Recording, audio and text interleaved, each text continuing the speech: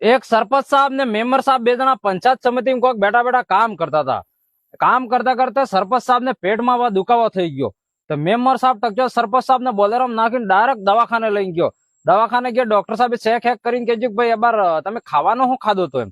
તો સરપંચ સાહેબ બોલે એ પેલા મેમ્બર સાહેબ બોલી ગયો એ કે એમ તો ખાવામાં તો 2-3 તળાવડા ખાઈ ગયા હે, કેનક કેનક 4-5 મકાન ખાઈ ગયા હે, 4-5 એક આરસીસી રોડ ખાઈ ગયા હે.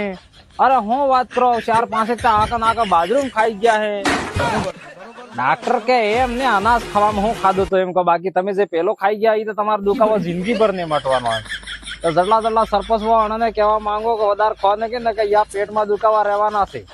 તો દોસ્તો આભાર, આપણા રાજસ્થાનમાં સરપંચ સાહેબ નો સુનાવ આવે જરાક જોઈ વિચારીને સરપંચ લાવજો, કોણ લાભવો હોય કોણ ને લાભવો એમ. આકા નાકા અમુક તો બાથરૂમ ખાઈ જઈ ને પછી કઈ કે યાર બોલેરો યાર ખરાબ થઈ જાય આખો દાડો. થઈ જ જવાની કે ઉપર વાળા ને તો કેમેરા ચાલુ ભાઈ. એટલે જોઈ વિચારીને સરપંચ સાહેબ ચિતાડજો બસ, બીજું